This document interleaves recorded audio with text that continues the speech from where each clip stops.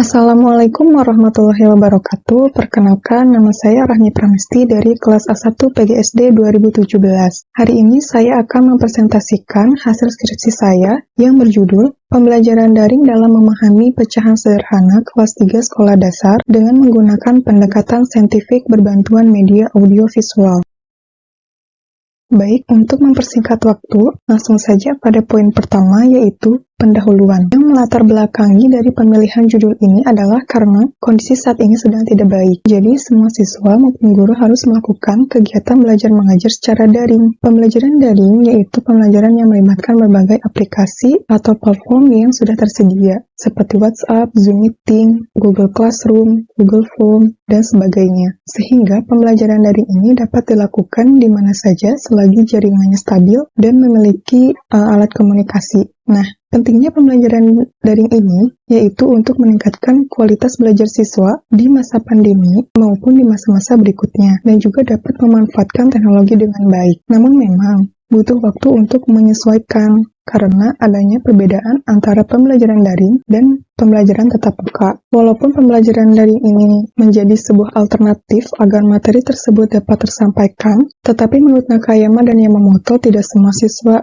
itu berhasil dalam pembelajaran daring karena karakteristik siswa dan faktor lingkungan belajar yang kurang baik. Dan di sekolah yang saya kunjungi untuk melakukan penelitian ini, masih ada siswa yang belum memahami pecahan sederhana karena masih bingung antara pembilang dan penyebut, terutama dalam bentuk soal cerita maupun dalam bentuk bilangannya saja. Dan ternyata masalah ini sama dengan hasil pengamatannya dari Kania, bahwa siswa itu belum mampu dalam memahami konsep pecahan, seperti membandingkan dua pecahan, menjumlahkan pecahan, dan sebagainya. Nah, sehingga matematika ini dirasa sulit oleh siswa. Selain itu juga, masalah yang ditemukan, yaitu guru di sekolah ini jarang sekali menggunakan media, bahkan ada yang tidak pernah menggunakan media untuk menyampaikan atau menjelaskan materinya. Jadi hanya mengandalkan modul saja, sehingga membuat siswa ini cepat bosan. Maka dari itu, saya akan mencoba melakukan inovasi agar siswa tidak mudah bosan, yaitu melakukan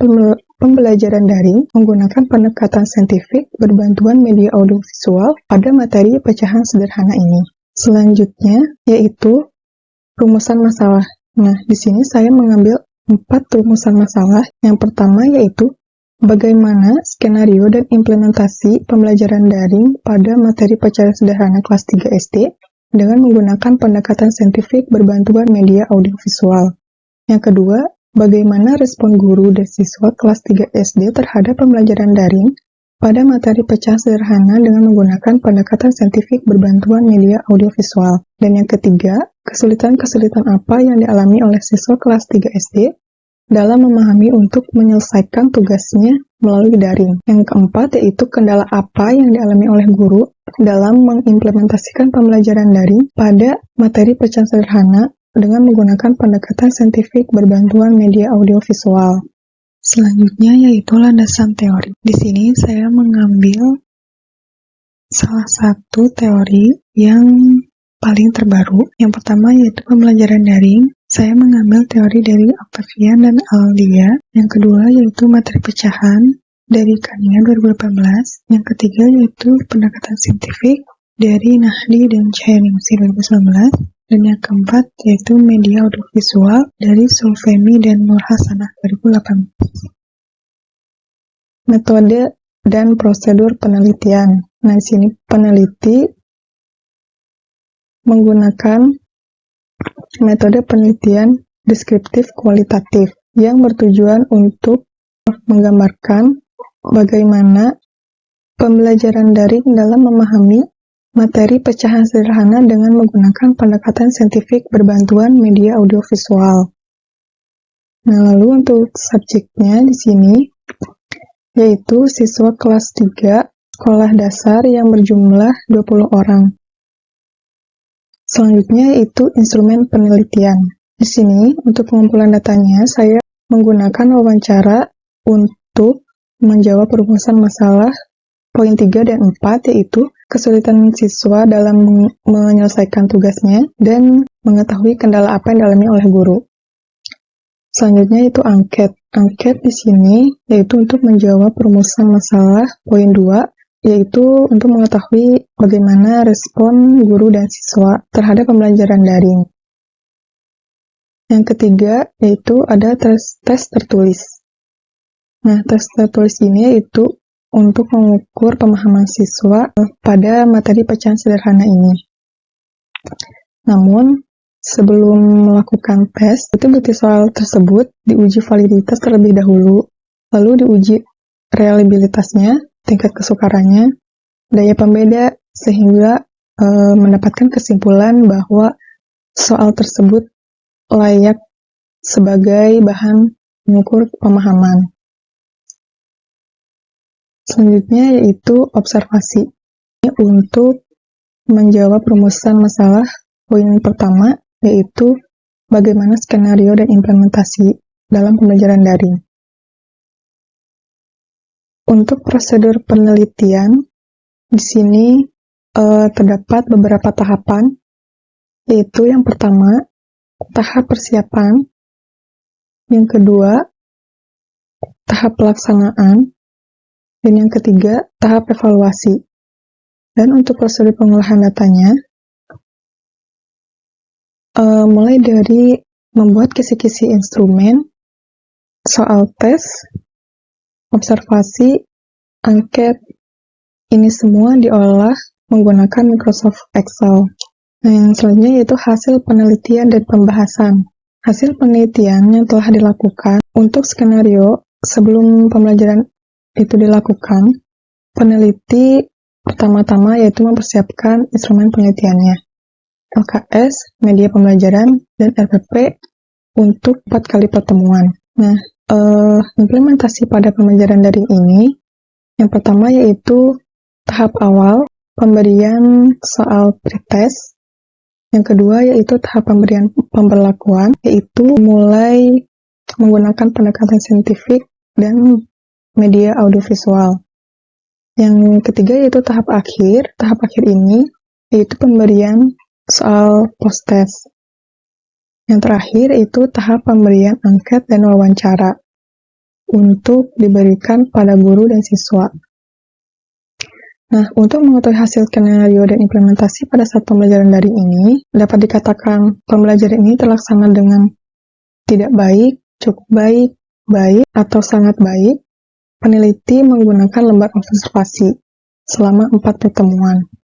Dan hasilnya yaitu 72% untuk observasi guru dari pertemuan ke-1 sampai ke-4. Dan untuk siswa yaitu 71%. Nah, dari hasil observasi ini dapat disimpulkan bahwa pembelajaran daringnya terlaksana dengan baik. Selanjutnya yaitu respon guru dan siswa terhadap pembelajaran daring pada materi pecahan sederhana dengan menggunakan pendekatan saintifik berbantuan media audiovisual selama 4 pertemuan. Untuk angket ini, saya mengambil 21 responden, yaitu 1 untuk guru dan 20 orang untuk siswa. Hasilnya yaitu terdapat 70% untuk angket respon guru dan 69,9% untuk hasil angket respon siswa. Nah, jadi kesimpulannya yaitu bahwa respon guru dan siswa ini dalam pembelajaran daring memahami pecahan sederhana dengan menggunakan pendekatan saintifik ini yaitu mendapatkan respon yang positif. Selanjutnya, kesulitan-kesulitan yang dialami siswa dalam memahami untuk menyelesaikan tugasnya melalui daring. Di sini saya mewawancarai kepada beberapa siswa dengan kategori siswa yang memiliki nilai baik dan siswa yang memiliki nilai kurang baik. Di sini terlihat gambar salah satu jawaban dari soal pretest pertemuan 1 dan soal di pertemuan 4. Untuk siswa yang memiliki nilai baik, jawaban mereka benar. Sedangkan siswa yang memiliki nilai kurang baik, masih ada jawaban mereka yang salah, yaitu pada soal pretest, siswa tersebut menjumlahkan penyebutnya. Dan pada soal pertemuan 1, siswa tersebut tidak menjawab pecahan mana yang paling besar. Dan pada soal pertemuan 4, siswa ini malah menjumlahkan pecahannya. Seharusnya 2/3, bukan 2/6. Jadi, hasil wawancara dari siswa yang memiliki nilai baik, mereka mengatakan tidak ada kesulitan sama sekali. Sedangkan siswa yang memiliki nilai kurang baik, mereka mengatakan kadang paham, kadang tidak paham dengan soalnya. pada poin keempat tentang kendala yang dialami guru pada saat mengimplementasikan pembelajaran daring menggunakan pendekatan saintifik berbantuan media audiovisual. Pada saat peneliti melakukan wawancara kepada guru, inti dari hasil wawancara yang telah dilakukan tersebut yaitu guru hanya terkendala pada media pembelajarannya saja. Jadi, jika membuat video di masa pandemi seperti ini, tidak bisa dilihat oleh semua siswa karena keterbatasan kuota dan smartphone, serta rumit juga membuat video setiap hari. Namun, guru tersebut memiliki cara untuk mengatasi hal seperti ini, yaitu guru melakukan home visit atau jika tidak sempat melakukan home visit, guru meminta untuk sementara siswanya itu ikut melihat video pembelajaran dan mengumpulkan tugas di smartphone temannya. Namun, dengan teman yang rumahnya itu berdekatan. Selanjutnya yaitu simpulan dan saran. Simpulan dari hasil penelitian ini, yang pertama, hasil skenario dan implementasi menunjukkan hasil yang baik. Yang kedua, respon guru dan siswa pada pembelajaran daring mendapatkan hasil yang positif. Yang ketiga, kesulitan siswa itu sulit memahami pertanyaan dalam bentuk soal cerita. Yang keempat, kendala gurunya itu dalam memberikan media pembelajaran ke siswa dan sulit membuat media pembelajaran berupa audiovisualnya. Lalu sarannya, bagi sekolah, sesekali perlu mengadakan belajar tatap muka. Ini supaya tidak siswanya itu malas belajar dan tidak jenuh. Yang kedua, bagi guru, jika membuat media video itu sulit, cobalah belajar. Namun, untuk membuat videonya tidak perlu setiap hari, selang-seling saja, agar tidak memberatkan siswa karena terbatasnya kuota dan HP. Yang terakhir itu untuk siswa, diharapkan agar tepat waktu dalam mengerjakan tugasnya. Dan jika ada kesulitan, jangan malu untuk bertanya pada guru, serta jangan malas untuk belajar. Sekian presentasi hasil skripsi dari saya. Mohon maaf apabila ada kata-kata yang kurang berkenan. Assalamualaikum warahmatullahi wabarakatuh.